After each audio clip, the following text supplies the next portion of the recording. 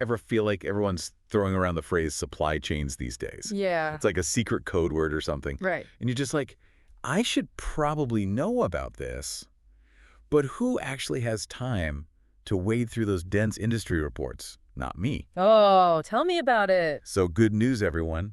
On today's deep dive, we're taking a shortcut. Oh, I like shortcuts. We're diving into an episode of Masood Khan's Supply Chain Savvy podcast.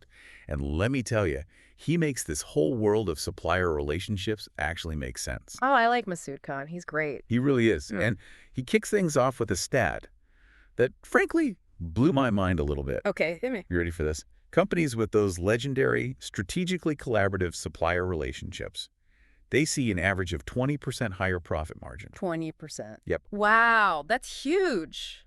Okay, that's definitely not just like a nice to have then. Not at all. This is like the big leagues. This is next level stuff. Right. This is strategic. So obviously the big question is, how do we actually build those relationships? Right. How do we make that happen? And luckily, Khan breaks it down into 5 very digestible strategies. First up, performance metrics. Okay. And I know, before you start tuning out thinking about spreadsheets and quarterly reports, it's not just about the numbers. It never is it? It never is. So help me out here. Well, think of it like this. Imagine you're a star quarterback, right? Okay. You don't just like throw the ball and hope for the best. You track your completion percentage, you analyze your throws. Right. To see what's working, what's not working. Exactly. It's about setting those clear goals right from the get-go with your suppliers. So both of you, you're on the same page about what winning even means. I love that analogy. It's like you and your supplier are on the same team. You got to work together. Exactly. Shared goals, shared vision. Okay, so that's performance metrics. Strategy number 2, strategic partnerships. And I feel like this is where we move beyond those like one-off transactions, right? 100%. This is about playing the long game. Think joint ventures, strategic alliances, really putting a ring on it. Commitment. It's about a shared future, mutual growth.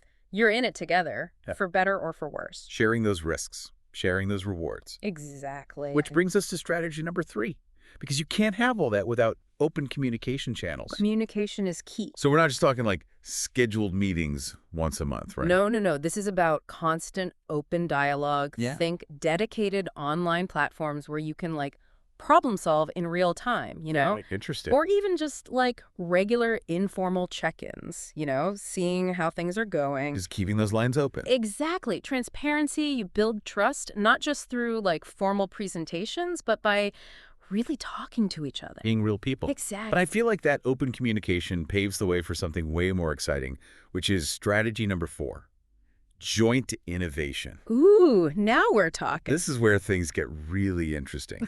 How do companies actually make this happen? So imagine a clothing company working directly with their fabric supplier, right? But they're not just ordering fabric, they're collaborating to develop a new, more sustainable material. Wow. Or a tech company partnering with a logistics provider to like completely optimize their delivery routes using AI. Oh, that's cool. That's joint innovation in action. Like solving problems together, coming up with new ideas you wouldn't be able to do on your own. Exactly. You're stronger together. And finally, we've got strategy number 5, risk sharing. Right. And Khan is very clear that this is not just about the financial stuff. Oh, absolutely not. It's bigger than that. It's about having each other's backs. So let's say, there's a natural disaster, throws everything off. Right. True risk sharing means both parties are ready to step up, support each other, minimize that impact. So it's almost like you're sharing the burden. Yeah, exactly. Yeah. So that one party doesn't just get totally slammed if something goes wrong. Exactly. You're a team. You weather the storm together. Man, there's so much to unpack here. If you had to pick one of those strategies that really speaks to you, what would it be? Ooh, that's tough. They're all so good. Yeah. You know what really gets me? This idea that these strategies, they're not one size fits all. Like a tech startup's going to approach things way differently than a massive manufacturing company. Totally. It's all about context, right? Right. Taking these core principles, these strategies, and figuring out how they work in your world. It's almost like tailoring it. Yes. It's like custom-made supply chain management. I love that. It's very couture. Couture supply chain. There you go. I like it. It's funny. As much as Khan focuses on the positive here, all benefits, it does make you realize that even with the best plans, things happen, right? Yeah.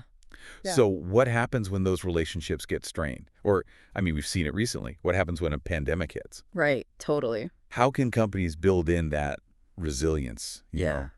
that ability to kind of roll with the punches and come out stronger? Resilience, that's the key word. And it's something that we all have to think about, no matter how big or small our businesses are, because the world is changing fast. It really is. And on that note, I think we've given everyone a lot to chew on I today. have.